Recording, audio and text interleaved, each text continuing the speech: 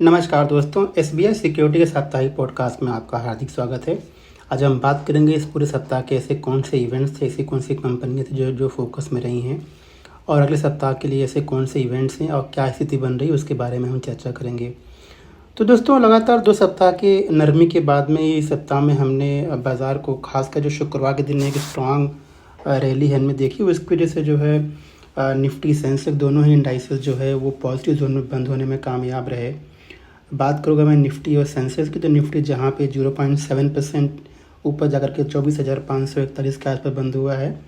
Sensex में बढ़त करीब 0.9% की रही और 80,437 के आसपास बंद हुआ है। हालांकि ब्रॉडर मार्केट में काफ़ी पेन देखने को मिला है। दोनों इंडाइसेस लगभग जो है जहाँ तक ग्रोथ है, हालांकि वो भी पॉजिटिव बंद हुए हैं, लेकिन ग्रोथ वहाँ थोड़ा कम रहा है। और मिड कैप स्मॉल कैप दोनों इंडाइसेस लगभग 0.5% ऊपर बंद हुए हैं। पॉजिटिव क्लोज होने के बावजूद दोस्तों हमें देख रहे हैं कि हमारा मार्केट जो ग्लोबल मार्केट को जो है अंडर परफॉर्म कर रहा है।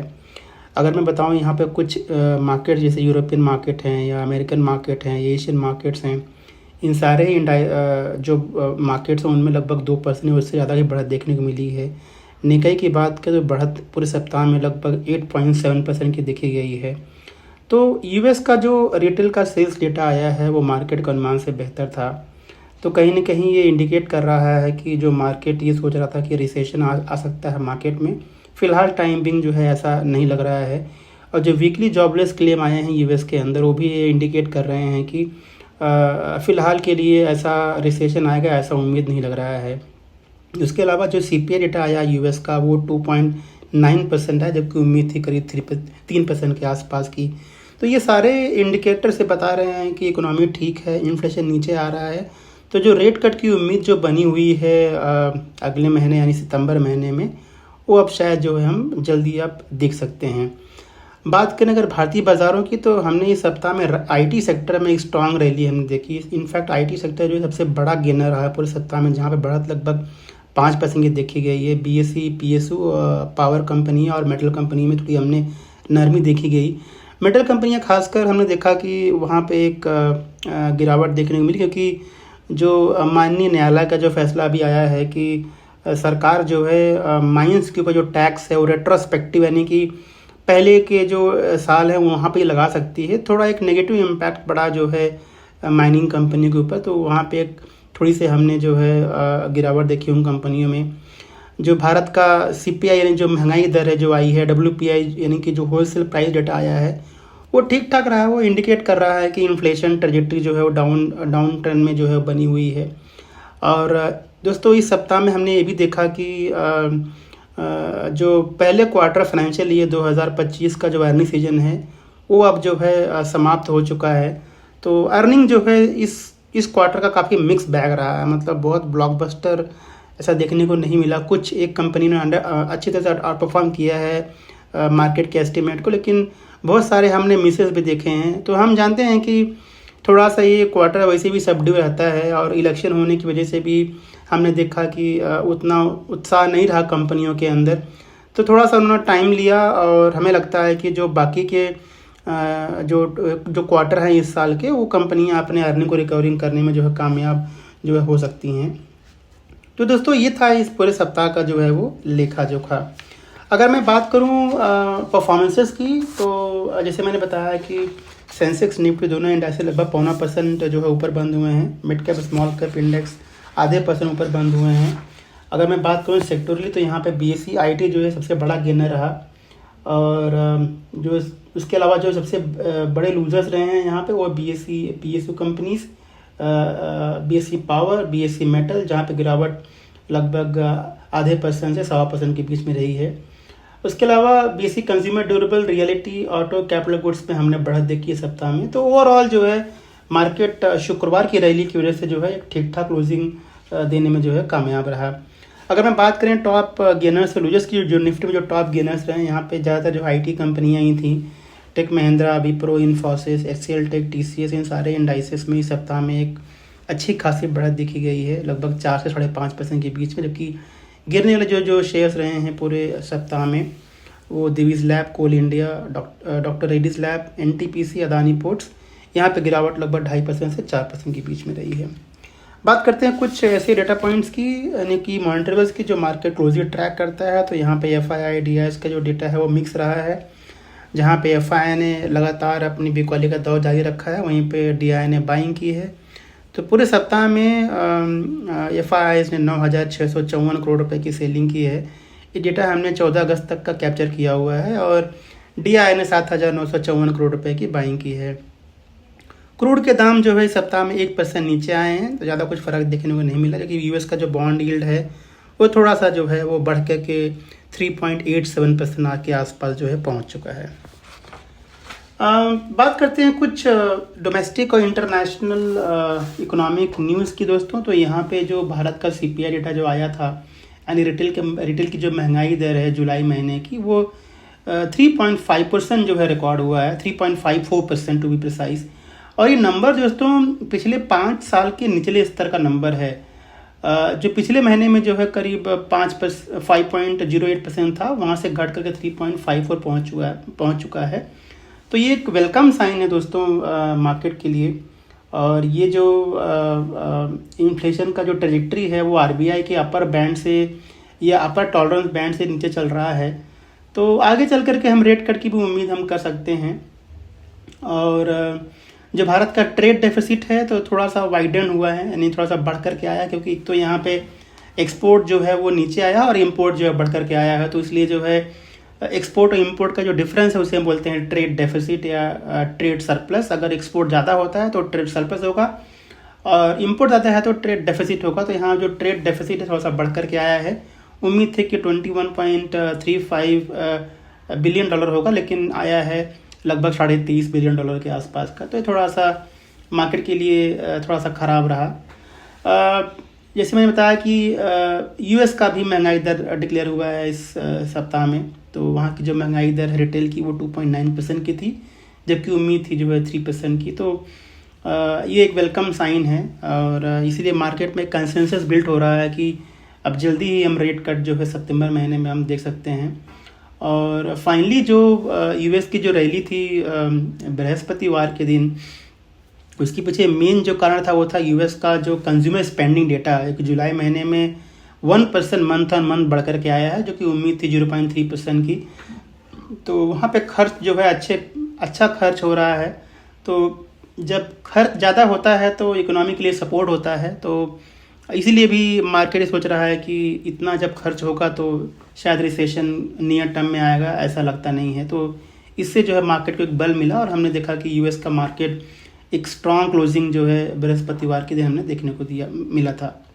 आइए बात करते हैं ऐसी कौन सी कंपनी थी जो इस सप्ताह में फोकस नहीं दोस्तों। तो बात करते हैं पहले ONGC की। तो यहाँ पे ONGC को सरकार ने अप्रूवल दिया है कि आगे चल करके वो करीब 10,500 करोड़ रुपए का जो है वो इन्वेस्टमेंट जो है वो करेंगी। तो ये कंपनी के लिए पॉजिटिव है लॉन्ग टर्म में। ये पेट्रोकेमिकल सेगमेंट में जो है इन्वेस्टमेंट करेगी कंपनी। GR इंफ्रा को जो है REC से जो है एक लेटर ऑफ इंटेंट मिला हुआ है ट्रांसमिशन प्रोजेक्ट के लिए कर्नाटका में। तो ये कंपनी के लिए पॉजिटिव है लॉन्ग टर्म में। पावर ग्रिड ने कहा है कि उनको 20 गीगावाट का जो इंटर स्टेट ट्रांसमिशन लाइन का ऑर्डर जो है उनको मिलने वाला है राजस्थान से। तो ये कंपनी के लिए पॉजिटिव है लॉन्ग टर्म में। JSW स्टील ने कहा है कि कंपनी जो है M resource New South Wales में जो है करीब 66.7% का स्टेक जो है वो अक्वायर करेगी, और यहाँ पे करीब कंपनी $120 मिलियन का इन्वेस्टमेंट जो करने वाली है। तो एक स्ट्रेटेजिक इन्वेस्टमेंट दोस्तों, यहाँ पे कुकिंग कोल का एक्सेस मिलेगा कंपनी को आगे चल करके, क्योंकि न्यू साउथ वेल्स जो है ये जो ऑस्ट्रेलिया में है एक रिच मिनरल एरिया है जहाँ पे कुकिंग कोल का अच्छा खासा रिजर्व है। तो ये कंपनी को बेनिफिट मिलेगा भविष्य में। वेदांता ने कहा कि कंपनी लगभग 3.25% का स्टेक जो हिंदुस्तान जिंक में बेचेगी ऑफर फॉर सेल के जरिए। तो ये एक न्यूज़ जो डेवलपमेंट में रहा इस सप्ताह में। M&M ने कहा कि उन्होंने 5 दरवाजे का एक थार रॉक्स जो है वो लॉन्च किया हुआ है, जिसकी इनिशियल प्राइस करीब 13 लाख रुपए के आसपास की है। तो ये कंपनी के लिए लॉन्ग टर्म में पॉजिटिव रहने वाला है। बॉम्बे डाइंग ने कहा है कि जो उनका लैंड पार्सल है मुंबई में, उसको उन्होंने अब उनको जो बिकना था या जो उनका सेल है उसको उन्होंने कंप्लीट कर दिया है। उन्होंने उसको जो डील वैल्यू है करीब 538 करोड़ रुपए की है। तो ये भी कंपनी सप्ताह में फोकस में दोस्तों। टाटा स्टील ने कहा है कि कंपनी जो है टी स्टील होल्डिंग में 115 करोड़ शेयर्स जो है अक्वायर करने वाली है, 1528 करोड़ रुपए ये जो है डील साइज है। जिंदल स्टील ने कहा कि कंपनी का जो निकल पिग आयरन कैपेसिटी है इंडोनेशिया में, वो उसको उन्होंने स्टार्ट कर दिया है, तो ये कंपनी की लॉन्ग टर्म पॉजिटिव है। स्ट्राइड फार्मा ने कहा है कि जो उनकी जो एक यूएस सब्सिडरी है या यूएस में जो उनकी कंपनी थी, वो उसको उन्होंने क्लोज कर दिया है, तो एक न्यूट्रल डेवलपमेंट था स्ट्राइड फार्मा के लिए।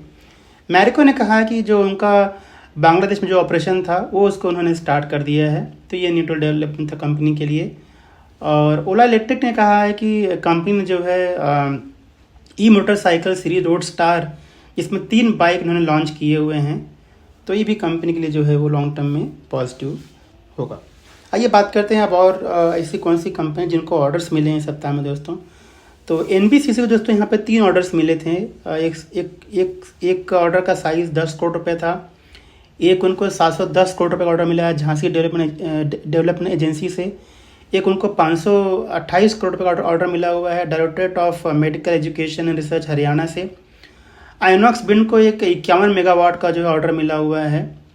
पावर मैक प्रोजेक्ट को 114 करोड़ रुपये का ऑर्डर मिला हुआ है कोस्टल एनर्जियन प्राइवेट लिमिटेड से। पारस डिफेंस को 305 करोड़ रुपये का ऑर्डर मिला हुआ है एलएनटी से।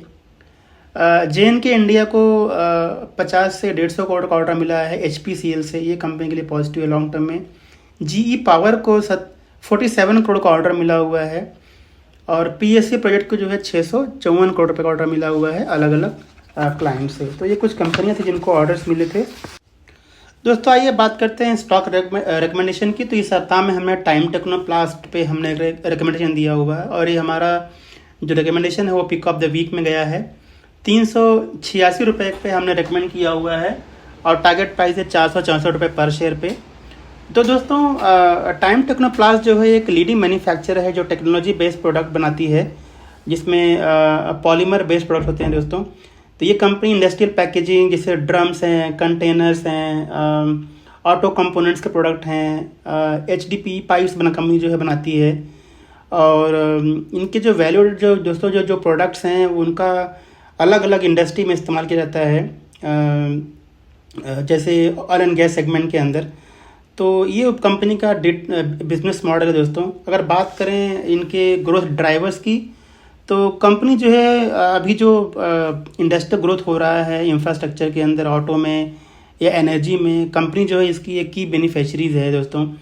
और बात करते हैं अगर ऑर्डर्स की, तो इनके पास करीब जो है 375 करोड़ रुपये दोस्तों ऑर्डर है अलग अलग सेगमेंट के अंदर।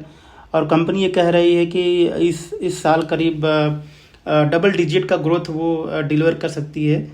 तो हमें लगता है कंपनी आने वाले समय में अच्छा परफॉर्म कर सकती है। और वैल्यूएशन जो है 2025 के पी पे करीब 27 के आसपास जो है ट्रेड हो रहा है, तो हमें लगता है कंपनी जो है आगे अच्छा परफॉर्म कर सकती है। दोस्तों अगर बात करें अगले सप्ताह की, तो हमें लगता है ग्लोबल क्यूज एक अच्छा रोल प्ले करेगा। और हमें लगता है कि जो अगले सप्ताह का जो एक्शन होगा ज़्यादातर जो है वो स्टॉक स्पेसिफिक होने की उम्मीद है। और मानसून का प्रोग्रेस कैसा होगा इस पर बाजार का फोकस रहने वाला है। आने वाले समय में हम देख रहे हैं कि अब त्योहारों का समय जो है वो शुरू हो जाएगा, तो कंज्यूमर स्पेंडिंग कैसे रहने वाली है, तो यहाँ पे इन चीज़ों पे जो है मार्केट का ध्यान होगा। और दोस्तों पूरा रिपोर्ट पढ़ने के लिए आप हमारे वेबसाइट जा सकते हैं, जहाँ पे हमने पूरे रिपोर्ट के अंदर कॉर्पोरेट एक्शन भी कवर किए हैं, न्यू कंपनियाँ जिनके डिविडेंड हैं या बोनस हैं या जिनका स्प्लिट होने वाला है, या आने वाले समय में कंपनियों की बोर्ड बैठकें जो होने वाली हैं उनके लिए क्या एजेंडा है। तो ये कुछ ऐसे डेटा हैं जो हमने हमारे रिपोर्ट में कैप्चर किया है। आपसे रिक्वेस्ट है कि आप उस रिपोर्ट को डाउनलोड करके आप पढ़ें। तो दोस्तों ये था हमारा इस सप्ताह का एक वीकली रैप पॉडकास्ट। हमें सुनने के लिए बहुत बहुत धन्यवाद, और आने वाले सप्ताह के लिए शुभकामनाएं। Thank you. Investment in securities market are subject to market risks. Read all the related documents carefully before investing.